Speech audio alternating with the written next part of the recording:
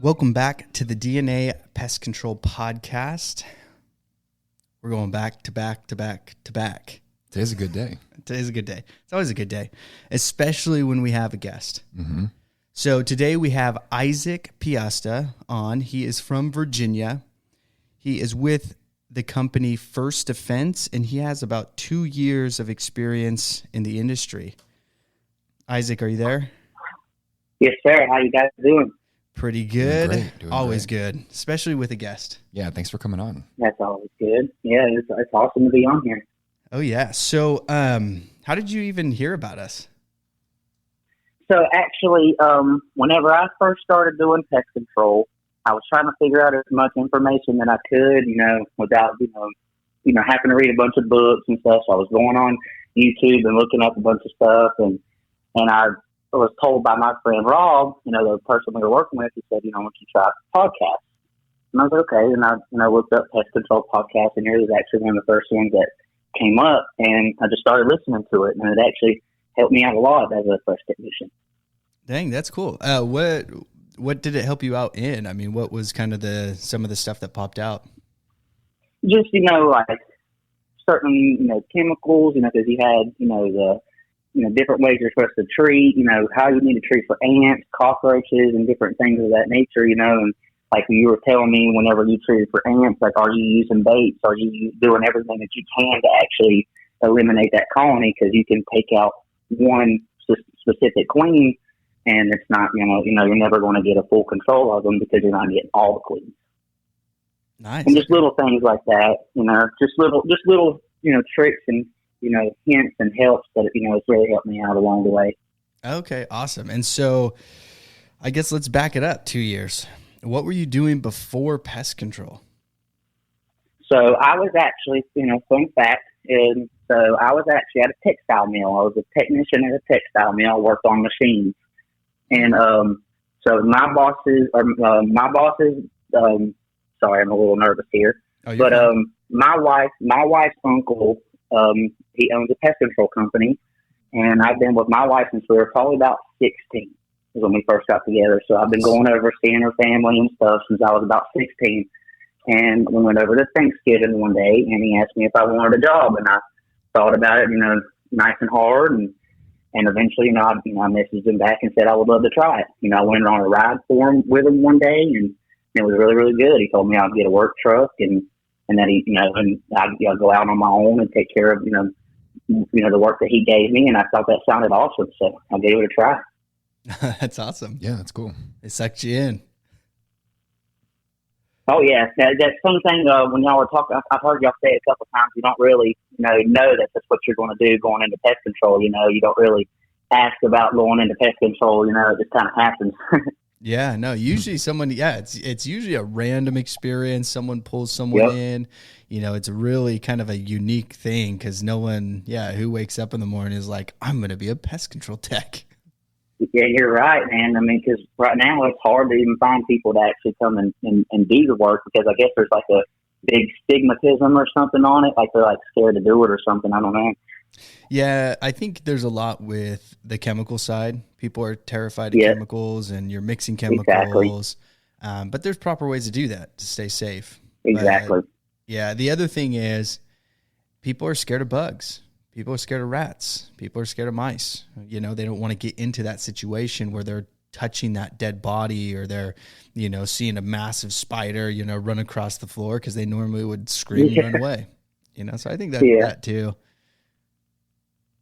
So now, I try to explain to people that, a lot of times, you're not really going and touching these bugs or going inside and pulling, dead rodents out of the crawl space and stuff. As long as you're baiting right and not, free baiting crawl spaces, and doing things you're not supposed to do, then, you're not going to have those dead rodents going inside and things of that nature, Yeah, you're absolutely right. Mm-hmm. I mean, if you're doing it the proper way, that is the thing that I explain to guys too, because they're like, dude, I'm scared of bugs. We had a guy on here that was working here, Devonay.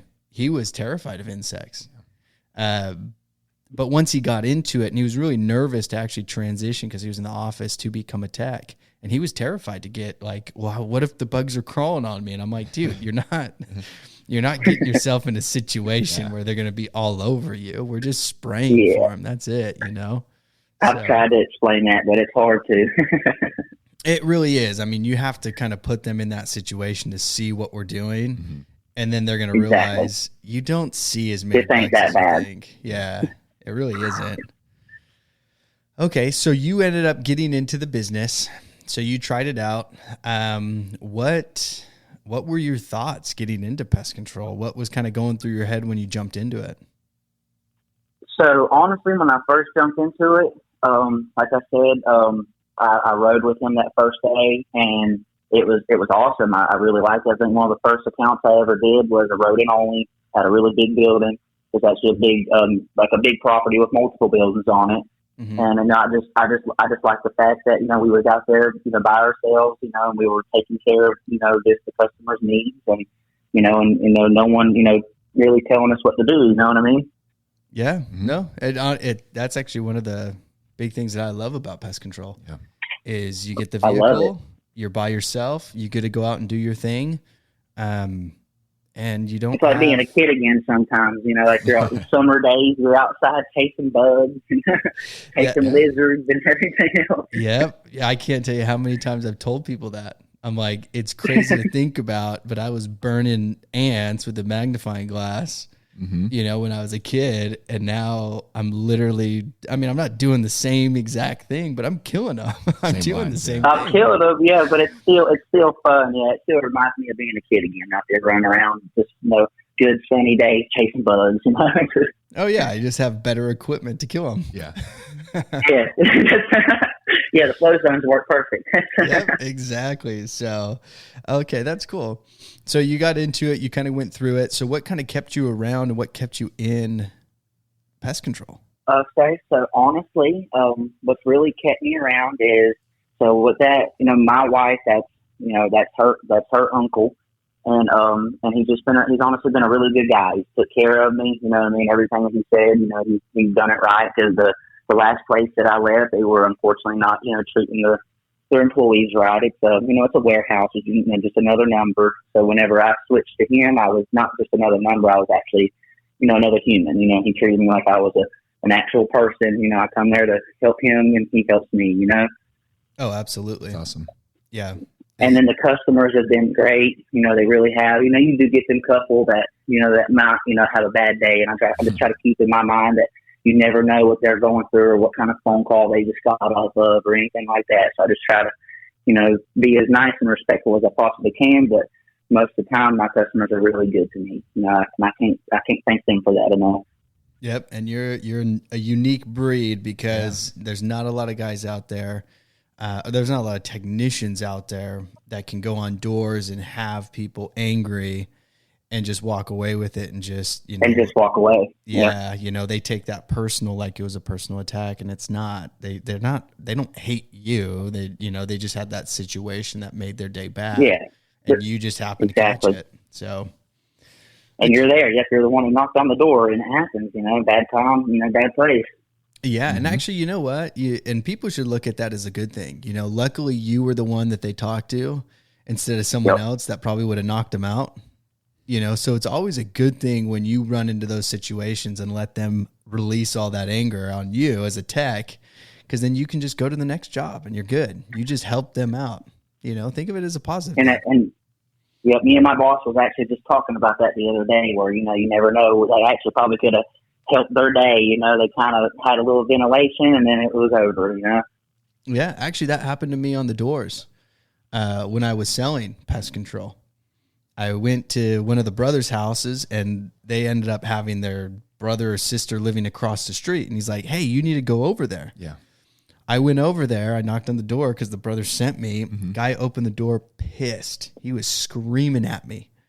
I'm like, dude, what did I do? I just came and knocked on your door. I mean, he was furious. I ended up being really nice. I walked away. I got a phone call that night, and he signed up to get pest control done. And he apologized. You know, and he apologized to me, and he was like, hey man, I'm sorry. I just was having a bad day. And so there was actually a really positive that came out of that. So that's cool that you look at that. Yeah. You know, that's good. Do you only do residential homes? No, actually, I do residential and commercial. I'm not WDI certified, but I can do WDI inspections under his licenses. Okay. So anytime, like, I can go, and do termite jobs with them or WDI inspections, crawl underneath and do those. Wood destroying insect inspections. I don't know if y'all, call it the same thing that there. But over here, it's here it's WDO. So wood destroying organisms, but but that's because they classify it here in California, at least. They're just going off of any organism that destroys wood. So it could be beetles, it could be something else. It doesn't have to be termites. Oh yeah, WDI. Yes, we go powder post beetles, carpenter ants. Any of those things. If we are dealing with those, we classify it under as a WDI. So you can't treat carpenter ants without that license? So I can actually spot treat with Taurus. And I'm pretty sure here you can do 2 full treatments a year with Taurus or Thermador. Yeah. And but other than that, like termite jobs, I can't go on and do it by myself. I have to have his license, him and his license in there. And to do the inspections on the houses, like we do a lot of real estate inspections, for the real estate agencies and stuff around here. So like whenever they go to sell a home, they have to have a WDI inspection, a wood destroying insect inspection done on the home. Mm-hmm. And where we're, I think the only other companies that are around us are like Orkin and Terminex, and they're, they're not really in our area. We're the one who takes care of most of our area. So all of those real estate calls, all of those, most of those sales leads, everything comes towards us. And anything that he can put down, that I can go to, I go do them. Oh, cool. Okay. That's awesome. Are you looking to get that license? Oh yeah. I'm definitely going to look into getting that license. I'm pretty sure whenever I go to get my commercial applicator's license, that is something that's going to, that will do it all in one shot. Oh, okay. So to do, so what license do you have right now? I am a registered technician. Okay. So registered technician, and then they have their WDI license, correct? Yes. And then they have an operator's license, or is it a commercial license? So it's so how it starts off is how my company does it is it wants you to ride, however long it takes to meet all the customers. So there's only, us, our 3 routes. So, you just ride with us, all 3 of us, and then you'll have met all the customers. And then once that's done, once you needed, training, if you hired a guy that has no experience, or if you hired a guy with experience, it just depends. So like, the guy we just hired, we hired him out of New Jersey. He already had a pest control license. And whenever he come here, all they had to do was transfer it over. But for me, I had to ride, meet all the customers. He had to take me over to the DMV, I believe is what I did it. I took a test, and I got my registered technician test. And then after that, I could go now to go take my commercial applicator's license, but we've just been kind of busy, with all just our 3 routes. We've been really slammed.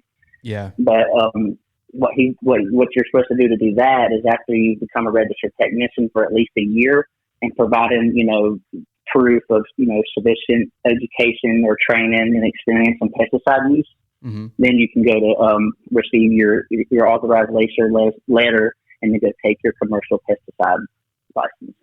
And when you get the commercial pesticide license, is that allowing you to start a business too? Or is there another license? You can actually start it. The only other license I think you would have to go get after that is, I'm pretty sure to have a business in Virginia, you do have to have one person as a commercial applicator, and then you have, of course, your LLC. Oh yeah. Okay. Oh, cool. Okay, that's very interesting. It's very different. It's always very different in each state. It was actually, yeah. From what y'all were saying, it seemed a little bit easier for me to get my license here. Yeah, way easier. Yeah, it took me like 15 minutes on that test, man. I ain't gonna lie, like my boss was actually blew him away. He was like, he went to go get some food, and I called him like 10, 15 minutes later, like, all right, I'm done. I aced it. I'm getting it. And he was like, what? He was like, yeah, let's go work. We got some work to do today. Oh my gosh. So how many questions was it? I believe that one was only like 50. I'm not sure. And then the next one is 150 because you'll have like General Pest, WDI, and something else. I forget. Oh, okay. Interesting. So interesting. I mean, it's always so weird to hear. Yeah, it is definitely different. Yeah. Well, that's cool. So, do they have like a book that you can study, or there's anything like that, any material, or did you just go out, learn from riding along with someone? So, a lot of what I learned did just come from, the field and riding with somebody. And because I rode with, 2 different guys whenever I first started. And, riding with them actually helped out a lot. They had a lot of experience. They knew what they were doing. They knew their pesticides. And then, fortunately, my boss actually did have a VA, like pest control book for Virginia. And I was able to actually study that and to go through there and learn, as much of it as I could. And then, I just went and took my test. Okay. That's awesome. That's actually really, okay. So, and I hope I didn't mess that up nowhere. I'm kind of, nervous. No. You probably really messed it up. Don't worry. No, I'm messing with you. No. No, you're good. I mean, all that information's good. Everything, your experiences out there, even explaining it, even if you did get it wrong, you know what? Someone's going to go and look into it and try it. And if it's wrong, then they'll figure it out. It doesn't really matter. But I was going to ask, so are you doing you're doing some commercial stuff, you're doing residential homes. Do you do any specialty work? What do you mean by specialty work? So German cockroaches, do you do any bed bug stuff? Okay. Well, so we don't really do as much bed bug stuff because we don't really have a heat machine. Okay. Like the heating thing that y'all use for bed. I've never actually messed with one of those. Anytime that we have bed bugs. Really? Yeah. No, we don't. Okay. So yeah, we've never. I've only done probably 2 or 3 bed bug services, and that's with being with my boss, and we're going out and just doing small ones. But if anytime that we ever have a bed bug service, we actually got a guy in North Carolina that has a license at an NCNVA that we get him in contact with the customer, and he will do the bed bug treatment. Oh, see, now you got to tell your owner he's got to call me because he could do those bed bug treatments. Oh yeah, no, he definitely can. I just think we're just so busy all the time, with everything else. Just where he's a newer business, and we're also doing termite work and everything else during the summertime. It's just it's a lot, Oh yeah, no, it is. Yeah, bed bug treatments definitely take a lot of time. It is a lot of time, and yeah, it's a lot of work. So okay, okay. One other thing, Aaron, do you have any questions? Yes. Oh, you do? Okay, go ahead. Yeah. Well, I was just going to ask Isaac because you've been in the business for about 2 years now, and it sounds like you enjoy it. It sounds like you enjoy the customers. The people you work with. You're related to them, and you guys work well together. Working on getting your commercial applicators and your WDI license. So, where is the next step for you? Do you just want to keep getting better and keep getting these licenses to be more of a broad technician, or where do you see yourself taking that? So hopefully one day, I don't ever since I started doing this, I really don't see myself doing anything, different. I like doing that. And so I hopefully, as his business grows, I'll get to grow with him and, hopefully become like a manager or something one day where I'm not just out running around, where I can actually, go on sales leads and do everything, and just, I would like to be able to be an all-around guy in the pest control world. Yeah. And have you had those conversations with him? Oh, yeah. Yeah, me and him, we've talked about it. That's good. I think it's important practice to, Daniel and I regularly have those conversations too about, where our skill sets are at, our education, where we're taking the company, even within ourselves. So, I think that's great. No, it's that, yeah, and we do. We talk every day, and I like, and I talk with Rob every day. And we try to bounce ideas off of each other. If something's not going right at one account, we try to, if like even at a cockroach job, say if I can't get total control over a cockroach job, my boss will come help me, and we'll get it together, and then we'll go out there every week and work as a team until it's took care of. It's just, we try to work. That's very, very refreshing, because I did come from a place where you didn't get no help as a, working, that you did what you did and that was it, and now I'm actually at a place where people actually help me, and, and if I don't know the answer to something, that I can find it out, from one phone call. Yeah, that's awesome, because that is exactly what it needs to be and how it should be, in the pest control industry. But a lot of technicians are scared to ask too. They're, they're terrified to go and talk to someone and say, "Hey, I'm trying to learn," because so many have such a massive pride, that they're not willing to say, "I don't know." Exactly. Yeah, because I've seen that with so many guys. They're 10 years in, 15 years in, 20 years in, and they have to know it all. And it's like, dude, you don't know it all. You never will. Yeah, no, and I still go out and learn every day. You'll learn new stuff every day within this job. I feel like I don't think you'll go a single day without learning something. Oh, I just learned something yesterday from Aaron. He took a class. I really do. Yeah, and it's like, oh, I had no idea that was even a thing. Okay, cool. So I mean, it doesn't matter how long you're in. You do have to keep an open mind, but that is refreshing that you do get to have that, and they're so open to help you as well. And so that, I am very blessed to have that. They are really good. They've got a lot of experience. They know the pesticides, they know their bugs. So anytime I'll, if a customer, if I don't know the answer to something, I'm not going to, tell a lie. I'll tell them, "Hey, I don't know what that is right now, but I promise you, give me about 10 minutes. I'm going to call my boss and I'll have an answer for you." Yeah. Yeah. And everyone listening, that's exactly how you should handle a lot of those situations. It's absolutely amazing how much respect you gain when you tell someone, "I don't know." Mm-hmm.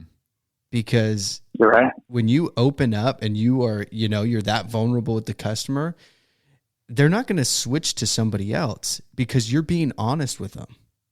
So being honest with them doesn't normally push people away. It actually keeps them in closer and gets them even more, bought into what you're doing. Yeah.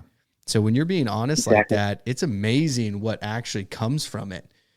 When you're saying, "I don't know, but I know someone who does, and let me find that correct answer, because I don't want to tell you the wrong answer. I don't want to lie to you. So let me go find it." Exactly. So that's really cool that you do that.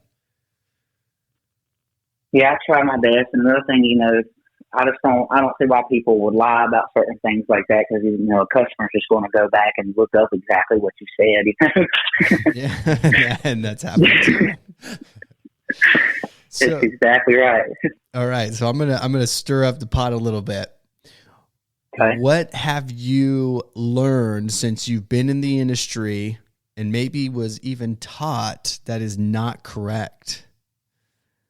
That is not correct? Or that you learned, hey, there's a different way or a better way to do it. Maybe not. Maybe it is correct, but you just found a better way. Was there something some older guy taught you? He was in the industry so long and he said something and you found out a better way to do it?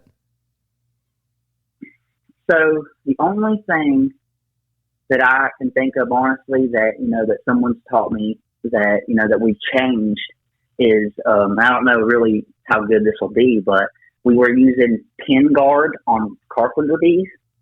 Okay. I don't know if you know what that is. It's a permethrin. Yeah. And we weren't, stink bugs. We were using pin guard to try to get control over stink bugs and carpenter bees.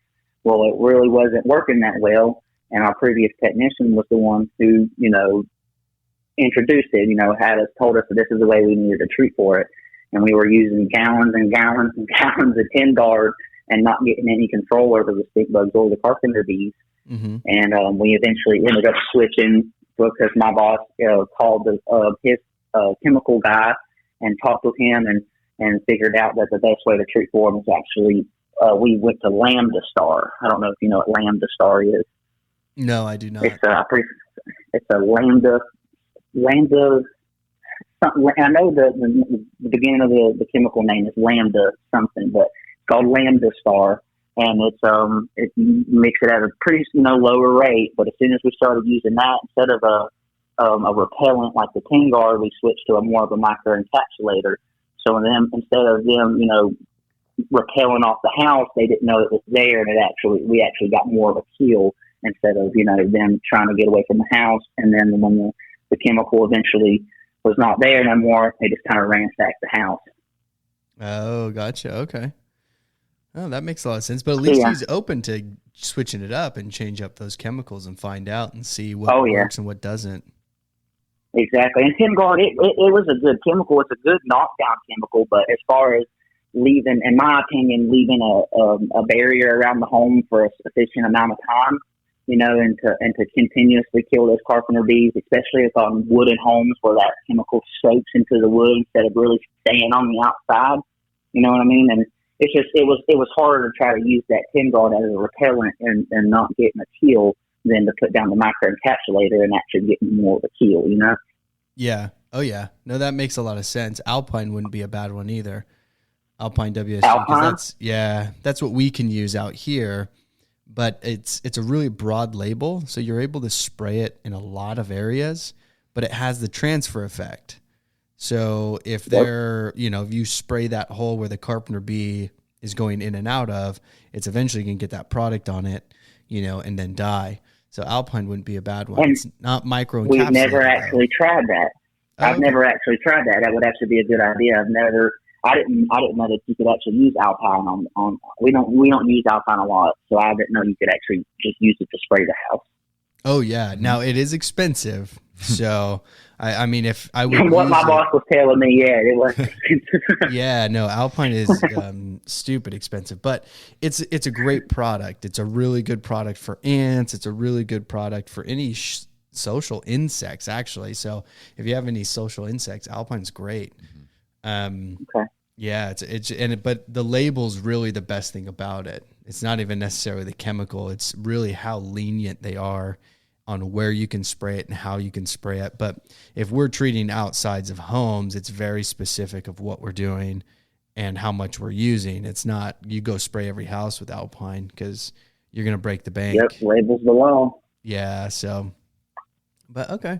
I mean, that's really cool. So what is one of the craziest experiences you've had doing pest control so far? So what kind of experience do you mean, like with customers, or do you mean with bugs? Up to you. Yeah, maybe both. Throw one maybe with a both? Customer and then one with a bug. Okay.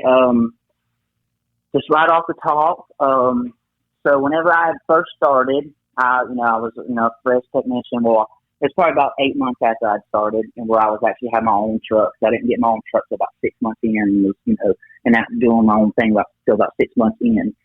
So when I was out by myself, I was doing a really, really big, beautiful home, gorgeous home, and nobody was there. So most of the time, you just spray the outside, check the exterior bake stations, and they're good. But nobody was there this time, so I decided to call the husband and ask, hey, do you want the outside spray today, and are y'all having any issues? He said everything was okay, didn't have any issues, to go ahead and spray the house.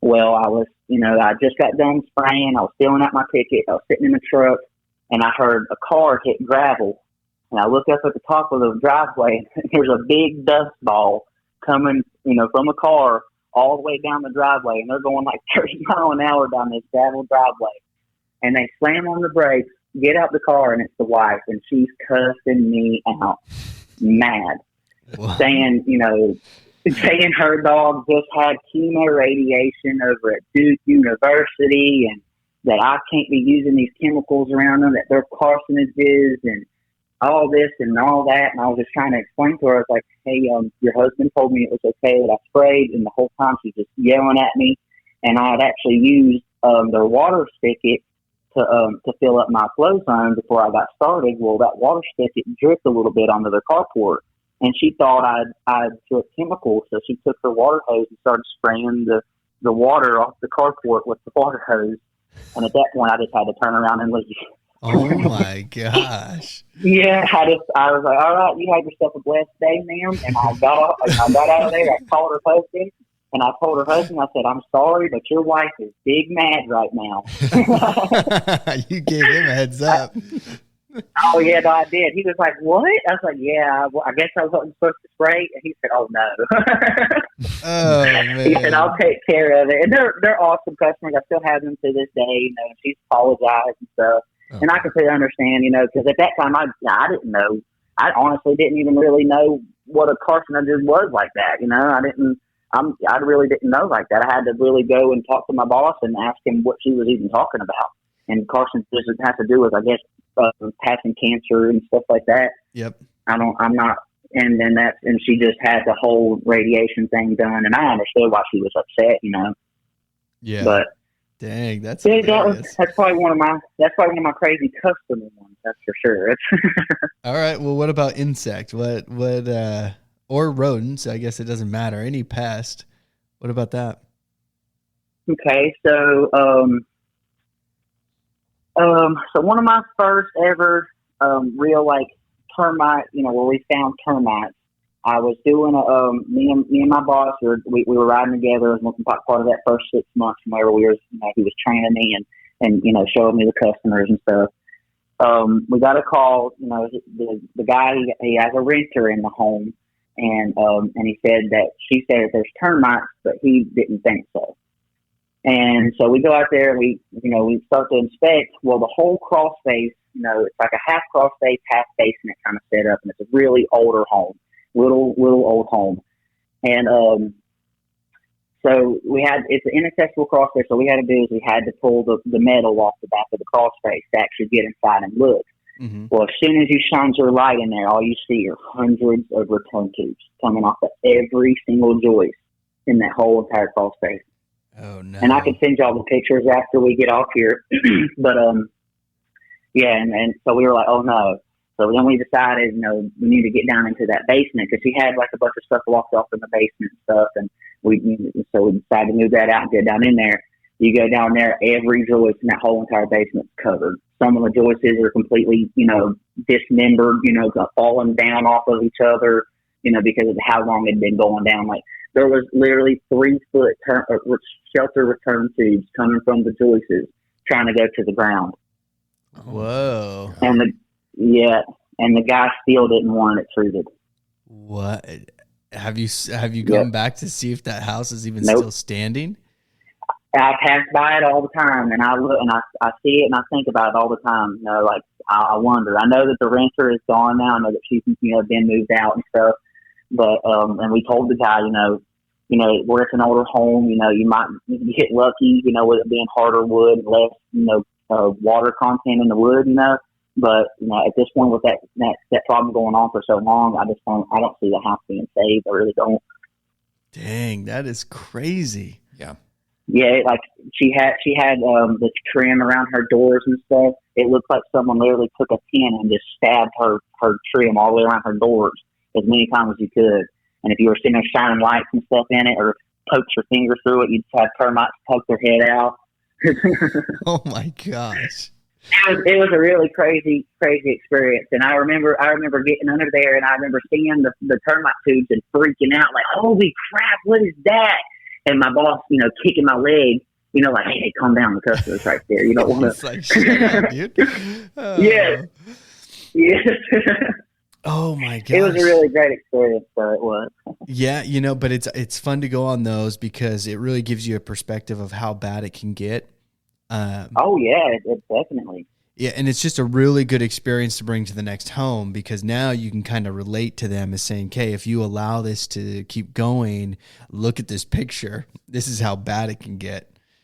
Exactly. So oh my gosh. Well, that's pretty crazy. I'll send those pictures over to your to the Instagram whenever we get off here, just so that y'all can just look over them. Yeah, please do. That would be awesome. And, yeah. We'll put can we post them? Yeah, I don't mind at all. Yeah. Okay, awesome. Yeah, we'll throw it up there so the listeners can actually see it too, because I think that'd be cool. Yeah, that would be awesome. Yeah. Okay. Do you have any questions for us? So really, the only thing was I just wanted to know what y'all do on your, on y'all's everyday life now. As of right now, I know that when you run the business and and everything else. I know that you're not really, doing the same exact things you was when you first started as a technician. I just like to know, like, maybe some of the things y'all are doing, as of now. Okay. Aaron, let's hear it. I like it. Well, Daniel and I are same company, but we kind of take two sides of it, right? I do more of like the sales and the sales training and dealing a lot with incoming sales calls and, scheduling these estimates. And, I'm actually only 9 months into the business itself. Yeah. So I think it's really cool hearing, your side of it, Isaac, when talking about learning and growing, because that's exactly what I'm trying to do, but the thing is, every one of my days are completely different, and it's not like, you have a route tech who gets his route, we can advance, he can plan that out. For me, it's, sometimes I'm in the office taking these calls, submitting these bids. Sometimes I'm out making contacts, doing these estimates, which I love. And just the entire feel of not having the same routine day-to-day thing gives me that freedom, and I love that, Oh, yeah, I totally understand that. Yeah. Yeah. No, and I guess for me, it's kind of Aaron, everything's a little bit different. No, I'm not in the, the grit and the grind of doing technician work every single day. So it is a little bit different. I'll go out to estimates still. So I'm still signing people up. I will go along with technicians and teach them, how to do different things. So whether it's bed bug treatments, cockroach treatments, rodents, rodent exclusion, anything like that, I'm there helping them out if I can. But really now it's been more of a shift to focus more on the business and really growing the business and getting structures down and systems down than getting in a vehicle and running a route, which is huge. And each owner eventually needs to get to that point, and they need people like you, Isaac, and technicians to help, so they're able to do that and create an opportunity for everybody around them. Exactly. So yeah, and I'm glad that that you do that kind of stuff as a boss, because a lot of bosses out there, I don't know if you know, but a lot of bosses won't even do that. No, and I do know that, and it's a big thing, because I've talked about it on, past episodes, is, you may work somewhere where that person, you don't know their agenda, you don't know their goals, you don't know what they're thinking about and what they have planned. And some of those bosses are, they hire a guy just so that they can go sit at home and do nothing, and unfortunately the business doesn't grow and there's no opportunity there. But it is cool. My mindset was never to be stagnant or just look for free time. It was always I want to grow this and create as much bang, opportunity. Bang, keep growing. Mm-hmm. Yep. Yeah. Cause I get a lot of joy from seeing somebody else be successful. It's not about me. I love it when I see people grow. I love it when I see them, able to buy something that they've always wanted to buy, or to get into something that they've always wanted to get into. I've never held a technician here hostage and saying, you have to work here. It's, if you're going to go into, to go study your school, we'll go study and get your degree and then leave. Mm-hmm. Use me as, as help to pay for that. I'm okay with that. So I've always been there to be supportive on them too, but I love watching people grow. I love that. But my agenda, awesome, man. On my side is to grow. So. No, that is awesome to hear. It really is. Yeah. So that's kind of what we're doing on our day to day. So it's a little bit different. And then luckily we have some time to throw out the podcast as well. No, I don't know how, honestly, you come up with time to do that. I really don't. Well, you gotta, there's sacrifices that have to be made to be able to do stuff like that. And I guess that is good. I'm glad you asked, because, a lot of the listeners don't understand that is, we're working 6 days a week, if not more, to create that. And so that is time away from the family. That is time. And I do have a family, right? I'm married. I have 2 kids. So that is, this is a focus, and the whole point of the podcast is to bring that information to you guys and to educate and help in any way, and it does take time. It does take time from the day. So, but we make it work. It's worth it too. Yeah. No, I understand. Yeah, I'm engaged, and I've got a little boy. So, I understand how that all goes, and being, as young as I am and trying to learn and get in my, a start into life and trying to raise him and my wife and, my fiance, she's an intern and going to college full time. So, I mean, I totally understand, and any help that I can get, I take. Oh yeah, no. And so what would be a piece of advice that you'd give to any new technician getting into the industry? Just try to have open ears and to, listen as much as you can, and don't just go to customers' houses saying random stuff. That is some good advice right there. Good call. Well, Isaac's, a little bit of advice from me that I'd give to you is keep your head down, keep grinding, put in the work, keep studying, keep learning, grow your skill set, because that's going to make you worth so much more. And always help out where you can, on an owner's perspective on my side, to give you a little insight and a little bit behind of what I'm thinking. And it could be different than, where you work and your owner currently, but I'm always looking for someone that I can trust, and that will relieve a piece of stress off of me. And those people are so valuable. And I try to bend over backwards for those people. No, I understand. So, well, thank you so much, Isaac, for coming on the podcast. Yeah, not a problem. I would love to come back. Oh, we'll have you back. Always. Yeah, you're still in the industry. You stick this out. I want to know what's going on. We'll reach back out. Yeah. We'll get you on again. I would love to come back on. I would love it. Okay. Just whenever y'all guys are ready. Oh, absolutely. Tell your owner. Talk to him. Let him know. He's got to jump on. And just have him message us first, and then we'll talk. We'll just talk a little bit. Okay. Yeah, and I've got a couple people who's ready to listen to the podcast as soon as it comes out. So yes, I'll have them listen, and I'm sure I can get them to at least message. Oh yeah, please do. Yeah, spread the word. Thank you so much. It's awesome. Of course, and I appreciate y'all for allowing me to come on here and to even be able to speak with y'all. It's actually really. Oh yeah, of course. Thank you so much, Isaac, and you have a good one. You too. Bye-bye. Bye. All right. What'd you think? Man, I'm really loving these interview with tech segments. And it's kind of cool because we have like an unwritten structure. It's like, because for those listeners, like we'll kind of call them beforehand to get like a pre-screening, make sure the volume's good, kind of let them know how we're going to structure it. But it's like, tell us about yourself. Yeah. What do you do? Mm-hmm. What are some things that are good? What are some things that are bad? Go into like a crazy experience, and then kind of like a Q&A segment. It just naturally flows like that. And it's just so cool being able to connect with, real people who are out there, who are in these trucks, who are in the office, I just love it. Oh yeah. No, it really is. It is awesome. And we have so many more lined up, to be able to throw out even more, because it gives so much perspective of where we are, where we sit, your fellow techs, listening to their stories and relating to them on so many different levels. Is you're not the only one that had, the wife roll up and scream at you, right? I mean, it's happening.